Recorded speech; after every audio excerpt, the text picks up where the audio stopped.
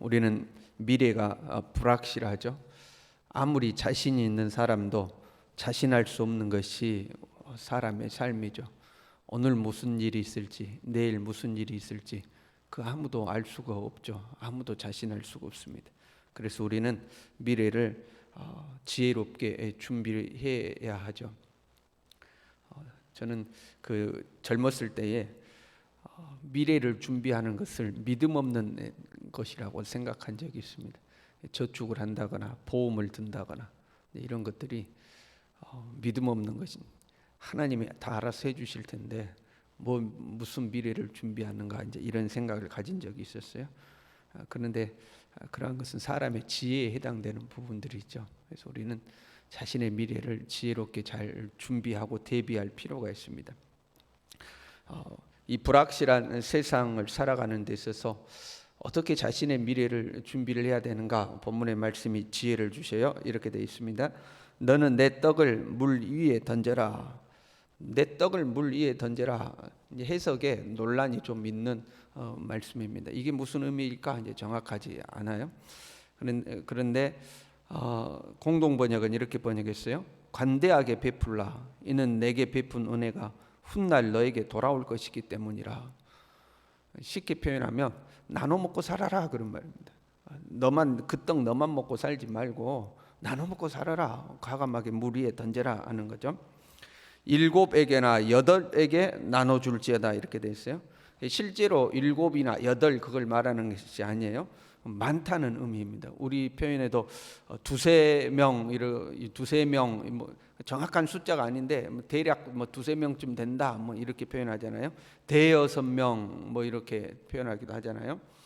근데 이스라엘에게 있어서 7에게나 8, 7이나 8은 많은 수 그런 표현입니다. 그러니까 많은 사람에게 나누고 베풀어라 하는 거죠. 무슨 재앙이 땅에 임할는지 네가 알지 못함이니라.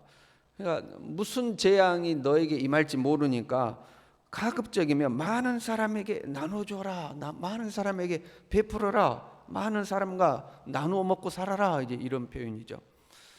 재앙이 임할지 몰라서 사람은 미래를 대비하는데 우리는 어떻게 하죠? 보통은 모으죠. 내일 무슨 일이 있을지 모르니까 10년 뒤에 무슨 일이 있을지 모르니까 모으는 것은 이제 사람의 방법이죠. 근데 재앙이 임할는지 모르니까 하나님의 방법은 어떻게 해라? 나누라 하는 겁니다. 나누라. 그게 하나님의 방법입니다. 사람의 방법은 자꾸 움켜쥐죠. 그래도 내가 이게 있어야 되지 않겠는가 하고 움켜쥐는 게 사람의 방법이고 하나님의 방법은 나누라는 겁니다. 왜냐하면 도움은 사람을 통해서 오기 때문에 그렇습니다. 구름에 비가 가득하면 땅에 쏟아지며 이렇게 돼 있죠. 구름이 가득하면 비가 오겠다 누구나 예상하는 거죠. 누구나가 자기의 인생에도 어려움이 찾아올 수 있다는 것을 인정하죠. 먹구름을 끼고 내 삶에도 비가 내릴 수 있다 하는 것을 인정하죠. 그런데 그 비가 언제 올지 누구에게 올지 어떻게 올지는 아무도 모르는 겁니다. 먹구름을 끼워도 비가 1시간 안에 올지 1시간 뒤에 올지 여기에 올지 저기에 올지. 우리나라도 보면 땅이 넓은 땅이 아닌데도 그 같은 날 이쪽에서는 비 오고 이쪽에서는 비 안 오고 그러잖아요. 어쩔 때 보면 같은 순천에서도 용수동에는 비 오고 연양동에는 비 안 오고 이럴 때가 있는 거예요. 언제 비가 올지 정확히 알 수가 없는 겁니다. 그리고 그 비가 어떤 사람에게는 정말 좋은 비로 내릴 때가 있죠. 참 비 잘 왔다 할 때가 있죠. 근데 어떤 사람은 아이고 비 오면 안 되는데 비가 왔다 이제 이럴 때가 있죠. 요즘 우리 장로님들이 그 꿀 채취하는 기간이잖아요. 그럼 비 온다 그러면 저는 속으로 안 좋아요. 비가 오면 안 되는데 이제 이런 마음이 들 때가 있어요. 어떤 사람에게는 정말 이 단비가 되지만 어떤 사람은 또 그 비가 너무 많이 와가지고 홍수가 나기도 하고 피해를 입기도 하죠. 그걸 알 수가 없는 거죠. 나무가 나무로나 북으로나 쓰러지면 그 쓰러진 곳에 그냥 있으리라. 그러니까 재앙으로 쓰러진 나무가 다시는 일어서지 못한다 그런 말입니다. 어느 날 구름이 끼고 폭우가 쏟아져서 나무가 쓰러졌는데 다시는 일어나지 못하는 겁니다. 거기에 그냥 그대로 넘어져 있는 거죠. 사람의 인생에도 그 고난이 찾아오면 일어설 수 있는 고난이 있는가 하면 넘어져서 도저히 일어설 수 없는 고난도 있는 거죠. 우리가 가만히 기억을 되돌려 보면요, 20년, 30년 전에 우리 이 나라에 존재했던 기업들 중에 지금은 사라진 기업들이 허다합니다. 대기업 중에서도 그 명맥을 찾기가 힘든 기업들이 있어요. 그러니까 쓰러져서 다시 일어나지 못한다는 거죠. 사람의 삶이란 정말 그 누구도 자신할 수가 없는 거죠. 언제 어떻게 무슨 일이 어떻게 올지가 모르는 거죠. 풍세를 살펴보는 자는 파종하지 못할 것이요, 이렇게 되어 있어요. 풍세를 살펴보고 비 올 것 같은데, 안 될 것 같은데, 또 그 다음 날이 되면 오늘은 뭐 바람 불어서 안 될 것 같은데, 그 다음 날이 되면 너무 더워서 안 될 것 같은데, 자꾸 현실적인 환경만을 생각하고 씨를 뿌려야 되는데 뿌리지 않는다는 겁니다.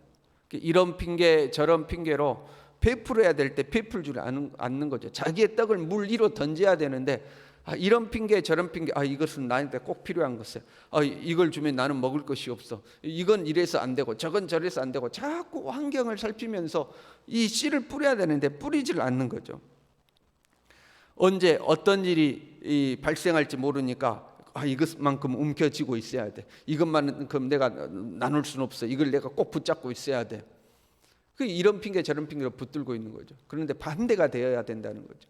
언제 어떤 일이 발생할지 모르니까 나누고 살아라 하는 거죠. 베풀고 살아라 하는 거죠. 근데 우리는 언제 어떤 일이 있을지 모르니까 자꾸 묵혀지는 거죠. 그래서 이 핑계로 나누지 않죠. 저 핑계로 베풀지 않죠. 어떻게든 나한테 모아두려고 하죠. 근데 그 반대가 되어야 된다는 거죠. 언제 어떤 일이 생길지 모르니까 베풀어야 된다 하는 거죠. 바람의 길이 어떠함을 알지 못하는 것 같이 사람은 만사를 성취하시는 하나님의 일을 알지 못한다. 하나님이 무엇을 통해서 우리에게 역사하실지 우리는 알지 못한다. 그러니까 움켜쥐지 말고 나누라는 겁니다. 하나님은 움켜쥐는 것을 통해서 역사하시는 것이 아니라 베푸는 것을 통해서 역사하신다. 그렇잖아요. 하나님은 우리가 움켜쥐는 것을 통해서 우리 가운데 일하시지 않죠. 나누고 베풀고 섬기는 것을 통해서 하나님은 우리에게 역사하시죠. 너는 아침에 씨를 뿌리고 저녁에도 손을 놓지 말라. 그러니까 아침부터 저녁까지 부지런히 일해야 된다, 이제 이런 의미가 있어요. 우리는 그렇게 살아야 돼요. 우리의 삶이 어떻게 될지 모르니까 최선을 다하여 우리의 삶을 살아야 됩니다. 그러나 한편으로 이거는 너는 아침부터 씨를 뿌리고 저녁까지 손을 놓지 말아라. 우리가 선한 일을 할 때 심는다고 표현하잖아요. 선한 일을 하면 하나님 앞에 심었어, 하나님 앞에 심었어, 이렇게 표현하죠. 그러니까 아침부터 저녁까지 기회가 주어지는 대로 선한 일에 힘을 쓰라, 그런 말이에요. 선한 일에 힘을 쓰라. 이것이 잘 될는지 저것이 잘 될는지 알지 못한다 하는 겁니다. 이것이 잘 될지 저것이 잘 될지 알지 못한다. 어떤 것이 우리의 삶의 열매가 되어서 나에게 돌아올지 모른다. 네가 오늘 심은 것이 몇 년 뒤에 너에게 돌아올지, 이것 심었는데 이것이 돌아올지, 저것 심었는데 저것이 돌아올지 그 아무도 모른다는 거예요. 그러니까 기회가 주어지는 대로 부지런히 심으라 하는 거죠. 보통 우리가 우리의 삶에 도움이 필요할 때 하나님 앞에 기도하죠. 하나님 저를 도와주십시오, 하나님 저를 축복해 주십시오, 기도하잖아요. 하나님 나를 도와주십시오라고 기도했는데 내가 누군가를 도울 기회가 생겨요. 그럼 여러분 반드시 도우셔야 됩니다. 하나님이 그 일을 통해서 나를 향한 하나님의 축복의 통로를 여실지 아무도 모르는 겁니다. 그런데 도와주십시오라고 기도해 놓고 하나님의 도움이 찾아올 만한 그 통로는 아무것도 내가 열지를 않아요. 기도만 하는 거죠. 하나님 도와주십시오 해놓고 선한 일을 할 수 있는 기회가 찾아오는데 안 하는 거죠. 무시하는 거죠. 나 먹고 살기도 힘든데 남을 돕기는 누구를 도와, 일단 나부터 먹고 살아야지. 그리고 돕지를 않죠. 근데 하나님은 나누는 것을 통해서 우리의 삶에 역사를 하시는 거예요. 그러니까 기회가 주어지면 나눌 수 있어야 되는 거죠. 나눌 수 있어야 돼. 지금 나에게 내가 선을 베풀 수 있는 어떤 기회가 하나님이 주신 기회일 수 있다, 이 말이죠. 하나님이 주신 기회일 수 있는 거죠. 그래서 나눌 수 있어야 되는 거죠. 빛과 빛은 실로 아름다운 것이라 눈은 해를 보는 것이 즐거운 일이로다, 이렇게 돼 있죠. 구름이 재앙을 나타냈다면, 구름과 비가 재앙을 나타냈다면 본문의 말씀에 있어요. 빛과 해는 즐거움을 나타내는 거죠. 평안함을 나타내는 거죠. 눈으로 해를 보는 것은 즐거운 일이다. 현재 고난 없이 빛 가운데 사는 것, 밝음 가운데 사는 것, 이거는 복된 거고 행복한 일이다 하는 거죠. 여러 해를 살면 항상 즐거워할지어다. 네 삶이 평안하냐? 내 현재 네가 빛 가운데 있느냐? 네가 평안을 누리고 사느냐? 즐거워하라는 겁니다. 진짜 우리 전도서 말씀은 즐겁게 살란 말을 많이 하는 거예요. 즐겁게 살아라.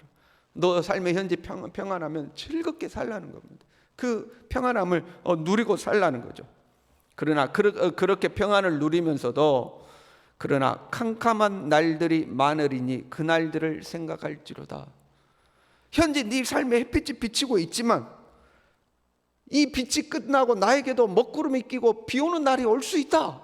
이것을 마음의 염두에 두라는 겁니다. 너 지금 네 삶에 햇빛 비치냐? 즐겁게 살아라. 그러나 마음 한켠에는 뭘 염두에 둬라? 네 삶에도 먹구름이 끼고 비가 올 날이 있는 거 염두에 둬라. 그래서 어떻게 해라? 선을 베풀고 살아라. 네 떡을 물 위에 던지고 살아라.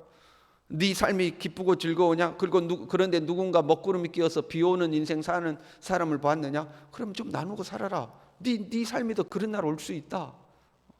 네 지금 현재 평안하고 즐거우냐? 너만 즐거워하지 말고 다른 사람에게 베풀고 살아라. 네가 던져놓은 그 떡이 흘러 언젠가 몇 날 후에 너에게 돌아올 수 있다. 하나님이 어떻게 일하시는지 우리는 모르지 않느냐? 만사를 성취하시는 하나님을 네가 알지 못한다.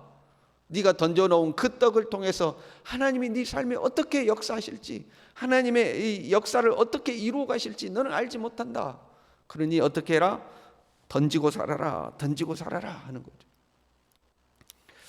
우리의 소유가요, 어느 정도는 우리에게 안전을 가져다 주고 우리의 평안을 유지시켜 주죠. 그러나 우리의 삶의 많은 문제는요, 소유로 해결되지 않는 문제가 정말 허다합니다.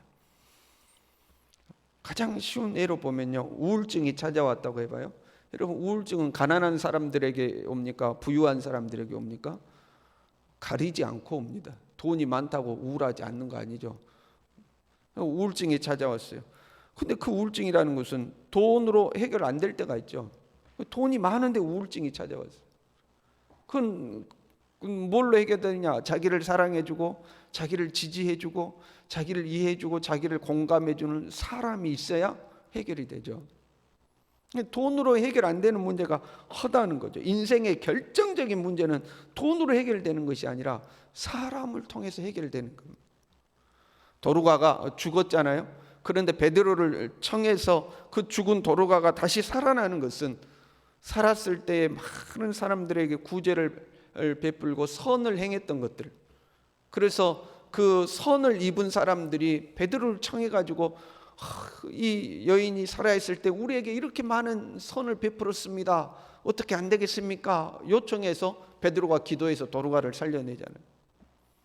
그러니까 삶의 결정적인 일들은 우리가 베풀었던 선을 통해서, 그리고 그 선을 입었던 사람을 통해서 역사하는 것을 보게 됩니다.